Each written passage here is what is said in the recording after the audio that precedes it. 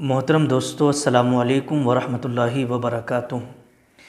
आज मैं इस वीडियो के अंदर आपको बताऊंगा कि घर के अंदर तंगदस्ती और गरीबी और बीमारी आने की 26 ऐसी वजह हैं जिन्हें हम नज़रअंदाज करते हैं और बहुत छोटी चीज़ें समझ करके छोड़ देते हैं, लेकिन वो हमारी ज़िंदगी के लिए बहुत बड़ी मुश्किल का पहाड़ बन करके खड़ी हो जाती हैं।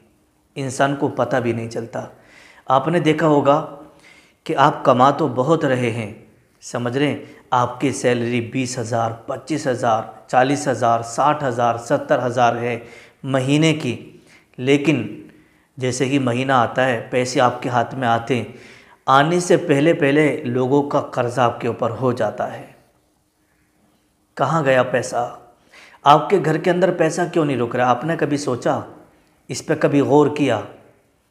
आज मैं जो बातें आपको बताऊंगा ना, इंशाअल्लाह तबारक व तआला मुझे उम्मीद है कि इन बातों को सुनने के बाद आप अपने ऊपर गौर व फिक्र करेंगे और फिर इन बातों पर आप नज़र रखेंगे। इंशाअल्लाह तबारक व तआला जो भी आप कमाएंगे और अपने घर में रखेंगे, आपका पैसा जुड़ेगा और आपका बैंक बैलेंस भी बनेगा और आपकी गुर्बत भी दूर होगी और आपके घर से बीमारी भी इंशाअल्लाह दूर हो जाएगी। करना क्या है? किन चीज़ों से आपको बचना है, बस यही काम है। किन चीज़ों से आपको बचना है, इस पर आप नज़र रखिएगा और जो गलतियाँ आप कर रहे हैं उन गलतियों को आपको नहीं करना है। 26 गलतियाँ ऐसी हैं जो इंसान करता रहता है, वो बड़ी छोटी समझ करके उन्हें छोड़ देता है। अब आइएगा, वो 26 गलतियाँ हम क्या करते हैं? हम नहीं करते हैं, हमारे घर के अंदर बच्चे कर रहे हैं या घर में से कोई शख्स कर रहा है, समझ रहे, लेकिन जिसकी वजह से हमारे घर के अंदर नहुसत, गरीबी, बीमारियां बहुत जल्दी आने लगती हैं और इंसान ऐसे कर्ज़े में फंस जाता है, तंगदस्ती में फंस जाता है कि उसका कामों काज नहीं चलता, हाथ उसका बंद जाता है और कर्ज़े में फंस जाता है। अब आइएगा, वो 26 वजह क्या हैं, जो 26 गलतियाँ क्या हैं? गरीबी आने के असबाब में बिल्कुल ये साफ लिखा है, समझ गए? देखिएगा, सबसे पहले खड़े होकर पानी पीना। आपने देखा होगा कि बहुत सारे लोगों ने बोतल वगैरह लिए या गिलास लिए और खड़े खड़े पानी पी लिया, एक तो उल्टे हाथ से और दूसरी बात खड़े होकर के ऐसे ही पानी पी लिया। अल्लाह के प्यारे रसूल सल्लल्लाहु ताला अलैहि वसल्लम ने इरशाद फरमाया कि पानी को आप बैठ करके और सर ढक करके पिया करो और 3 सांसों में पिया करो। जब आप पानी पिएं तो सीधे हाथ में लेकर के आपने एक घूंट पी लिया और पीने के बाद में बर्तन को मुंह से हटाया और फिर सांस लिए। सांस लेने के बाद फिर आपने पिया, फिर बर्तन जो है मुंह से हटाया, फिर सांस लिए, फिर पी लिया। तो इस तरीके से आप 3 सांसों में जितना भी पानी आपको पीना है पीजिएगा और बिस्मिल्लाह पढ़कर आप पानी पिएं। ये है सुन्नत तरीका जो आपके और मेरे नबी ने बताया है। हम इसके बरखिलाफ़ कर रहे हैं, खड़े होकर के पानी पी लेते हैं और ऐसे ही मुंह लगा दिया करते हैं, उल्टे हाथ से पानी पिया करते हैं, जो कि शैतानी तरीका है। कभी मत पीना, इससे गरीबी और मुफलिसी और बीमारियां जन्म ले लेती हैं। जाहिर सी बात है, जो इंसान खड़े होकर के पानी पिएगा, अल्लाह के रसूल सल्लल्लाहु ताला अलैहि वसल्लम ने जो बताया ना बैठ करके पानी पीने के लिए, इसके अंदर बहुत बड़ी हिकमत होती है और ना जाने कितनी बीमारियों से निजात है। अगर आप खड़े होकर के पानी पिएंगे तो आपकी बॉडी को कोई सी भी बीमारी लग सकती है, ध्यान रखिएगा। इसलिए आप खड़े होकर पानी ना पिएं। अगर आपके दरवाजे पर कोई फ़कीर आ जाए तो उसको झड़के ना, बुरा भला ना कहें, जो भी आपसे बन सके वो आप दे दें। नंबर 3, मस्जिद में जब आप नमाज पढ़ने के लिए जाएं तो दुनिया की बातें हरगिज़ ना करें, समझ गए? दुनिया की बातें हरगिज़ ना करें। क्यों? क्योंकि दुनिया की बातें करना मस्जिद के अंदर जाने के बाद इससे कब्र में अंधेरी आती है, ये कब्र में अंधेरा लाता है। तो इसलिए दुनिया की बातें मस्जिद के अंदर हरगिज़ नहीं करना चाहिए, ये भी तंगदस्ती का सबब है। नंबर 4, नंगे सर खाना खाना और बिना बिस्मिल्लाह के खाना खाना। नंगे सर आपने देखा होगा, बहुत सारे लोग आए और आने के बाद में ऐसे खाना खाने बैठ जाते हैं। आपने बिस्मिल्लाह भी नहीं पढ़ी और ना ही आपने अपना सर ढका, तो आपके साथ में शैतान शरीक हो जाता है। क्या? शैतान शरीक हो जाता है। इसके ताल्लुक़ से बहुत सारी रिवायतें आपको मिल जाएंगी, समझ गए कि नहीं। आप अगर किताब उठा के देखेंगे तो बहुत सारी किताबों के अंदर मिलेगा कि जब इंसान बिस्मिल्लाह नहीं पढ़ता और नंगे सर खाना खाता है ना, तो उसके साथ शैतान भी खाना शुरू कर देता है, जिसकी वजह से वो उसके साथ सारा खाना खा जाता है और इंसान को ऐसा लगता है कि मैं खाना खा रहा हूँ, नहीं, शैतान भी उसके साथ खा रहा होता है, समझ गए। और ये भी गरीबी का सबब है, समझ गए। तो ये आप जब भी आप खाना खाएं तो अपना सर ढक लें, बिस्मिल्लाह पढ़ के आप खाना खाइएगा हाथ धो के। बुज़ुर्गों के आगे चलना, जो हमसे बड़े हैं उनसे आगे चलना, या मान लीजिएगा उनके कहने को ना मानना और नाफरमानी करना, बुज़ुर्गों की बेअदबी करना, ये भी तंगदस्ती का सबब बन जाता है। क्योंकि जाहिर सी बात है, किसी की आप नाफरमानी करेंगे, बुज़ुर्गों की बेअदबी करेंगे तो उनके दिल से आपके लिए बद्दुआ ही निकलेगी, तो आपका कोई ठिकाना नहीं रहेगा। औलाद को गाली देना, आपने देखा होगा कि बहुत सारे घरों के अंदर मान लीजिए कि हमारी औलाद है और वो काम नहीं कर रही, या उससे कोई गलत काम हो गया, कोई सामान टूट गया या उससे कोई नुकसान हो गया, तो इतनी गालियाँ बकते हैं माँ बाप अपनी औलाद को कि रोज़ाना गाली बकना, उनको बुरा भला कहना, तानाकशी करना, रोज़ाना इस तरीके से करते रहना, ये भी एक तंगदस्ती का सबब बन जाता है, घर गृहस्थी का सबब बन जाता है, और यहाँ पर जो है मुफलिसी डेरा डाल लेती है। तो इसलिए कभी भी आप अपने घर में औलाद को किसी को कोसना नहीं है, बुरा भला नहीं कहना है। अगर कोई गलती आप देख रहे हैं तो प्यार से उनको समझा देना है, समझ गए। झूठ बोलना, और झूठ बोलने के ताल्लुक़ से तो अल्लाह रब्बुल इज़्ज़त ने साफ़ कुरान मुक़द्दस के अंदर इरशाद फरमा दिया, लानतुल्लाहि अलल काज़िबीन, कि झूठों पर अल्लाह तबारक व तआला की लानत हुआ करती है। और जो इंसान झूठ बोलता है उसका रिस्क कम होता है, समझ गए। तो झूठ बोलने से भी गरीबी आती है, ये भी तंगदस्ती का सबब है। इसलिए अगर आप कोई गलत आपसे कोई मान लीजिएगा कोई गलती हो जाए तो झूठ ना बोलें, सच बोल दें, समझे। क्योंकि सच छुपाने के लिए आपको हज़ार झूठ बोलना पड़ेंगे, और जो कि तंगदस्ती का सबब बन जाते हैं। और झूठ बोलने वाले पर अल्लाह तबारक व तआला की लानत हुआ करती है, समझे। झूठ ना बोलना। आगे लिखते हैं, सुबह के वक्त देर तक सोते रहना, समझे। आपने देखा होगा बहुत सारे घरों के अंदर ये माहौल है कि वो रात को 12 बजे तक, 1 बजे तक, 1:30 बजे तक, 2-2 बजे तक जागते रहते हैं। मतलब मोबाइल चला रहे हैं, टीवी वगैरह देख रहे हैं, या होटलों पे जा कर के बैठ गए, वहाँ पर दुनिया भर की बातें कर रहे हैं। और जब घर आकर के सोए 2 बजे 1 बजे, तो पता चला कि ना फजर की नमाज का पता, और सूरज निकल गया, या घर वाले उठा रहे हैं, बच्चे उठा रहे हैं, तब आप सो करके उठ रहे हैं, समझे। तो देर तक सोते रहने से भी गरीबी आती है, कान खोल करके आप सुन लें। तो इसलिए आप अगर मुसलमान हैं, पक्के सच्चे ईमान वाले हैं, तो आप फजर की नमाज का एहतमाम करिएगा, क्योंकि सुबह के वक्त में रोज़ी तकसीम होती है। आप सोते रहेंगे तो क्या आपको रोज़ी मिलेगी?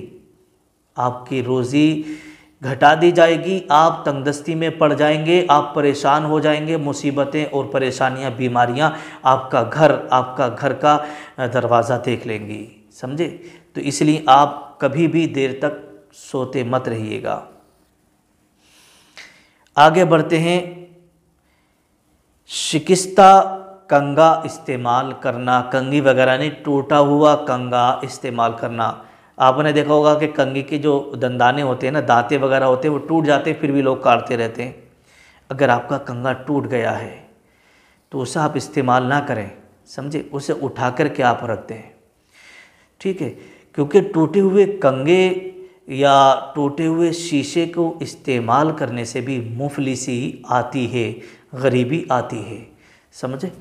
तो इसलिए आप इन चीज़ों से परहेज़ रखें। नंगे सर बैतुल खला जाना, समझ रहे हैं, नंगे सर बैतुल खला जाना, टॉयलेट जाना। आपने देखा होगा कि बहुत सारे लोग, उनके सर पे टोपी वगैरह तो होती नहीं है, समझे, टोपी वगैरह होती नहीं है, और वो क्या करते हैं, ऐसे ही जा कर के बैतुल खला में घुस जाते हैं, ऐसे ही वो टॉयलेट के अंदर चले जाते हैं। यहाँ पर एक बात मैं आपको बता दूँ जो बड़ी कीमती है। देखिएगा, जब भी आप टॉयलेट जाएं, चाहे पेशाब के लिए जाएं या हाजत के लिए आप जाएं, तो उससे पहले आप अपना सर ढक लें, यानी टोपी ओढ़ लें। टोपी ओढ़ने के बाद बैतुल खला जाने से पहले दुआ पढ़ लें। समझ रहे? अल्लाहुम्मा इन्नी अऊज़ु बिका मिनल खुबूसी वल खबाइस, ये बैतुल खला जाने से पहले की दुआ है। ये दुआ पढ़िएगा, फिर आप उसके अंदर जाइएगा। ठीक है? क्यों? इसलिए कि बैतुल खला में टॉयलेट के अंदर खबीस और शरीर किस्म के जिन्नात रहते हैं, गंदे जिन्नात रहते हैं। कभी कभी क्या होता है कि हमारे घर की ख़वातीन पर या किसी भी लड़के पर, किसी भी इंसान पर उनका असर हो जाता है। समझ गए? अब मान लीजिएगा कि नबी करीम सल्लल्लाहु ताला अलैहि वसल्लम ने जो आपको और हमें जो तरबियत दी है ना, और कदम कदम पर जो दुआएं आपको और हमें सिखाई हैं, उसकी वजह सिर्फ यही है ताकि हम किसी परेशानी में ना फंस सकें, किसी मुसीबत में ना मुब्तला हो जाएं। तो आप दुआ पढ़ के जाएंगे और सर ढक के जाएंगे, तो कभी शरीर किस्म या खबीस का आपके ऊपर असर इंशाअल्लाह नहीं होगा। ठीक है? इस बात का ध्यान रखिएगा। अब आगे चलते हैं। नमाज़ें क़ज़ा करना, समझे? अज़ान हो गई, कोई परवाह नहीं है।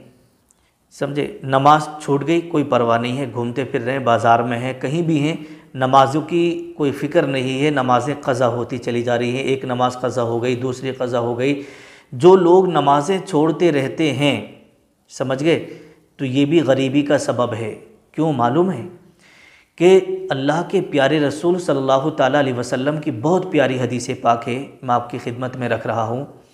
अल्लाह के रसूल सल्लल्लाहु ताला अलैहि वसल्लम ने इरशाद फरमाया कि अपने घर के दरवाज़ों पर पर्दे टांग करके रखा करो।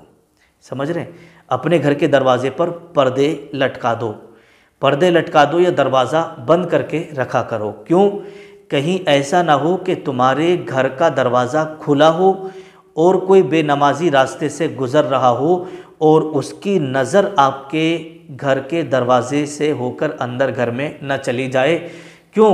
इसलिए कि बेनमाजी की नज़र अगर आपके घर के अंदर पड़ गई तो 40 दिन तक के लिए आपके घर से बरकत उठा ली जाती है।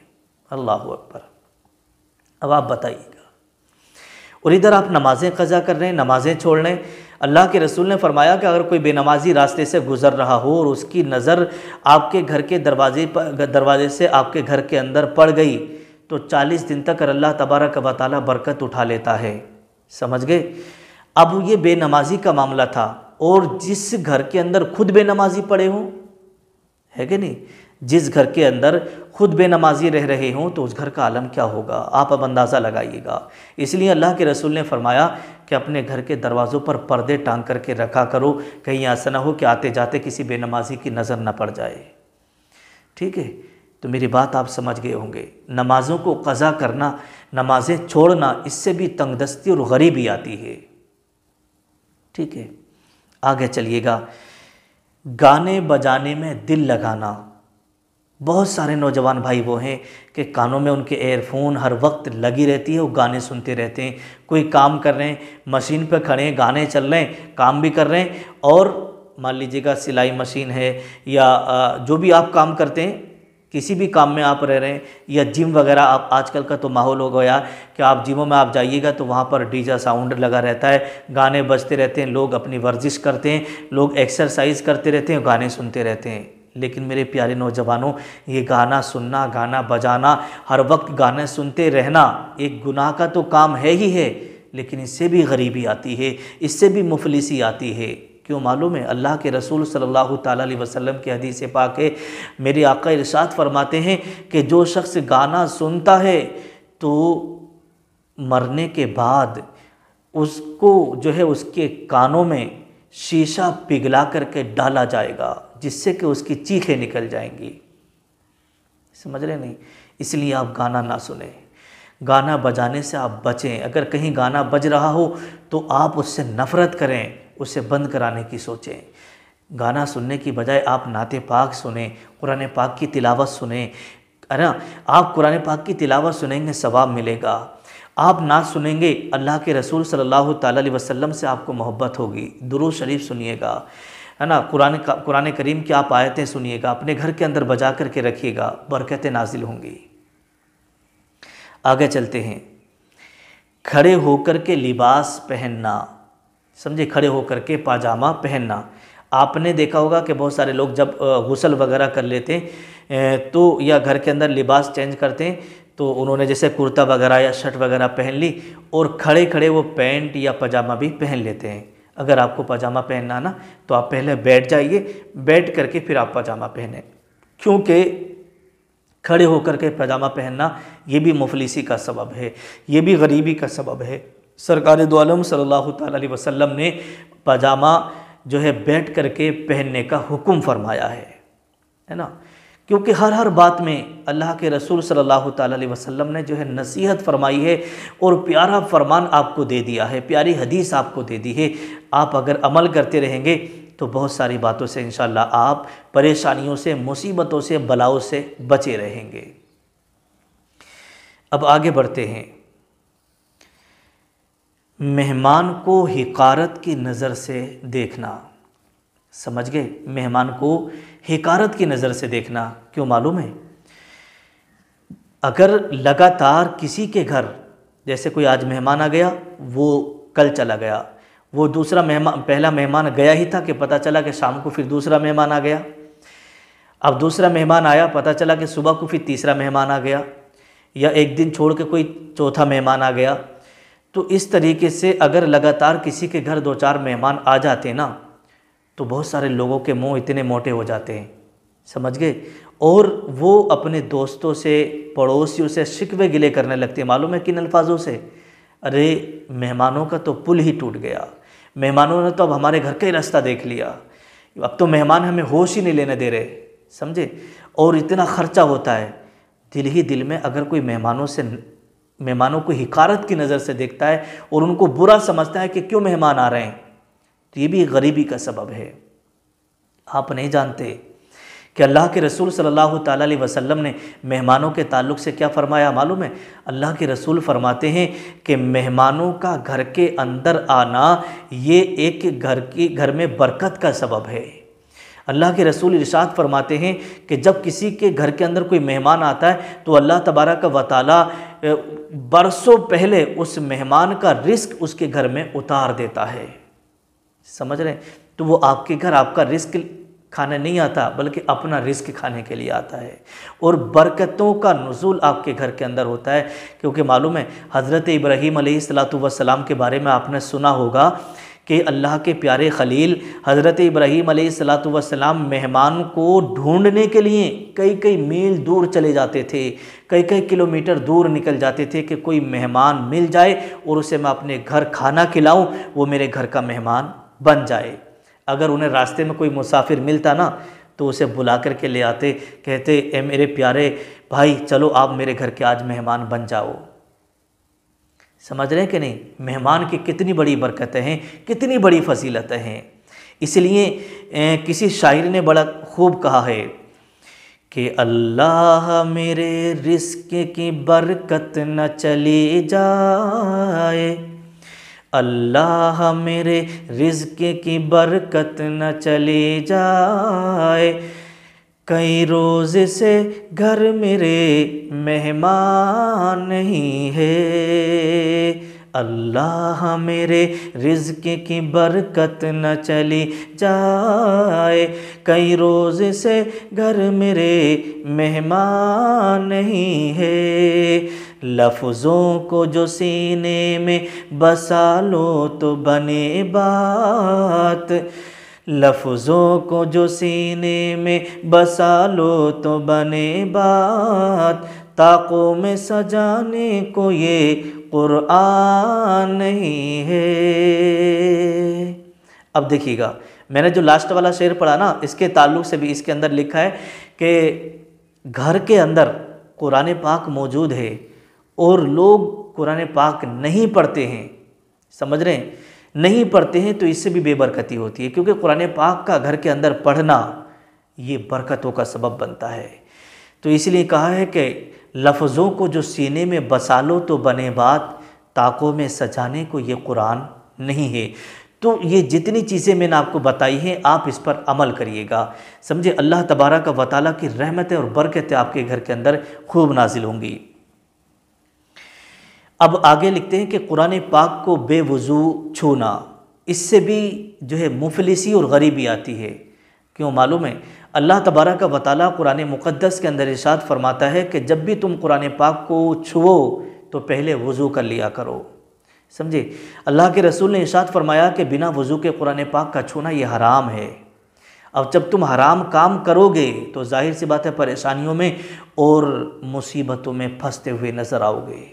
इसलिए कभी भी आप कुरान पाक पढ़ें या छुएं तो वज़ू करके ही छुएंगे। अगर आप कुरान पाक बिना छुए पढ़ रहे हैं और आपका वज़ू नहीं है तो पढ़ सकते हैं, लेकिन जब भी आपको कुरान शरीफ छूना है ना, हाथ में लेकर के आपको कुरान शरीफ पढ़ना है तो वज़ू का होना ज़रूरी है। अब आगे चलते हैं। बग़ैर बिस्मिल्लाह के खाना खाना, जो भी मैंने पहले बताया था, जो लोग बिना बिस्मिल्लाह के खाना खाना शुरू कर देते हैं ना, तो उनके साथ में शैतान खाना शुरू कर देता है, जिससे कि यूँ समझिएगा बेबरकती हो जाती है। ये भी एक मुफलिसी का सबब है। बैतुल खला के अंदर जाकर के बातचीत करना, यानी टॉयलेट में जाकर के बातें करते रहना, ये तो एक आम बात हो गई। आपने देखा होगा कि टॉयलेट में आप हैं, फ़ोन आ गया तो फ़ोन पर बातचीत कर रहे हैं, या घर टॉयलेट के बाहर कोई बंदा खड़ा है तो उससे बातचीत कर रहे हैं। तो टॉयलेट में जाकर के बातचीत करते रहना ये भी एक मुफलिसी का, गरीबी का सबब है। बैठकर इमामा शरीफ बांधना, जैसे आप बैठे हैं और बैठे बैठे आप इमामा शरीफ बांध रहे हैं, यानी साफ़ा आप बांध रहे हैं। साफ़ा आप जब भी बांधें, अल्लाह के रसूल सल्लल्लाहु ताला अलैहि वसल्लम ने इरशाद फरमाया कि खड़े होकर के आप साफ़ा बांधा करें। समझ रहे हैं, खड़े होकर के आप साफ़ा बांधें, बैठकर साफ़ा बांधने से मना फरमाया है। अब आगे चलते हैं, देखिएगा, नहाने की जगह पेशाब करना। नहाने की जगह पेशाब करना, इसका क्या मतलब है? इसका मतलब है कि गुस्ल खाने में, यानी वाशरूम में जहाँ पर गुस्ल खाना है, जहाँ पर आप नहाते हैं, वहाँ पर आप पेशाब करते हैं, या घर में से कोई भी फैमिली मेम्बर्स में से कोई भी वहाँ पर जाकर के पेशाब करता है बाथरूम में, तो आप मना करिएगा, क्योंकि ये भी गरीबी का सबब है। इससे भी गरीबी और मुफलिसी आती है, क्योंकि वहाँ पर हम गुस्ल करते हैं, पाकी हासिल करते हैं, और वहाँ जाकर आप पेशाब कर रहे हैं, है ना। तो इसलिए आप वहाँ पेशाब ना करें, वो गुस्ल करने की और पाकी हासिल करने की जगह है। दरवाजे पर बैठने की आदत बना लेना। बहुत सारे लोग गांव के अंदर आपने देखा होगा, जब सुबह होती है तो सुबह होते ही आप गांव में इस तरीके से बैठ जाते हैं दरवाजे पर, और बैठे रहते हैं और देखते रहते हैं, तकते रहते हैं कि कौन आ रहा कौन जा रहा, और दुनिया भर की खुराफातें वो देखते रहते हैं। अरे भाई, रास्ते में से कोई लेडीज़ भी जा रही है, कोई लड़की भी जा रही है, और आप उसको तक रहे हैं, उसको बैठ रहे हैं। तो इसलिए दरवाजे पर बैठने के लिए भी मना फरमाया है। आप अपने घर के अंदर रहिएगा। अगर आपको कोई काम नहीं है तो आप अपने घर के अंदर रहें। अगर कोई काम है तो आप दरवाजे से जाइएगा, अपना काम करके वापस आ जाइएगा। दरवाजे पर नहीं बैठना चाहिए, ठीक है। इससे भी गरीबी और मुफलिसी का ये भी सबब है। मगरिब के वक्त सोना, समझ रहे हैं, मगरिब के वक्त सोना। आपको नींद आ रही है तो आप आराम से मगरिब के वक्त खाना खाएं, इशा की नमाज़ पढ़ें, उसके बाद आप सोइएगा। मगरिब के वक्त सोने से भी गरीबी आती है। खाने के बर्तनों को खा करके ऐसे ही छोड़ देना, उनको साफ़ ना करना, ये भी एक बीमारी लाता है, गरीबी लाने का सबब है। समझ रहे हैं, अगर आप खाना खा रहे हैं तो उसको साफ़ कर लें, उसको चाट लें, क्योंकि साफ़ करना चाटना ये सुन्नत है। समझ रहे हैं, और बीमारियाँ इससे ख़त्म हो जाती हैं। और आपने ऐसी बर्तन को छोड़ दिया तो यूँ समझिएगा कि इससे भी गरीबी और मुफलिसी आती है और बीमारियाँ जन्म लेती हैं। बग़ैर हाथ धोए खाना खाना, बग़ैर हाथ धोए खाना खाना, इससे भी गरीबी और बीमारी आती है। गरीबी कैसे आती है? इसलिए गरीबी आती है कि आपने हाथ तो धोए नहीं, समझ गए, और आपने ऐसे खाना शुरू कर दिया। ये मुफलिसी का सबब बताया गया है। और दूसरी बात, आपके हाथों के अंदर समझे ऐसे कीटाणु, जो कि गंदे कीटाणु आपकी उंगलियों में, आपके हाथों पे लगे हुए थे, आपने खाना खाना शुरू किया और आपके लुकमे के साथ, खाने के साथ आपके पेट में चले गए। वो जरासीम, जो गंदे जरासीम थे, आपके पेट में चले गए और उनसे बीमारी पैदा हो गई। तो ये गरीबी और बीमारी इस तरीके से आती है। तो इन सब चीज़ों से आप बचिएगा, ये बीमारी और गरीबी आने के असबाब में से हैं। तो जितनी चीज़ें मैंने आपको बताई कुरान और हदीस के हवाले से, आप इस पर अमल करिएगा। अल्लाह तबारक व तआला आपको गरीबी से निजात अता फ़रमाए और आपके कारोबार में खूब बरकत अता फ़रमाए, और अगर आप बीमार हैं तो आपको शिफाए कामिल अता फ़रमाए। और इस वीडियो को आप ज़्यादा से ज़्यादा शेयर भी करिएगा दूसरे लोगों तक, ताकि दूसरे लोग भी इससे फ़ायदा उठा सकें। अल्लाह तबारक व तआला आपकी मुरादों को पूरा फ़रमाए। अस्सलामु अलैकुम व रहमतुल्लाह।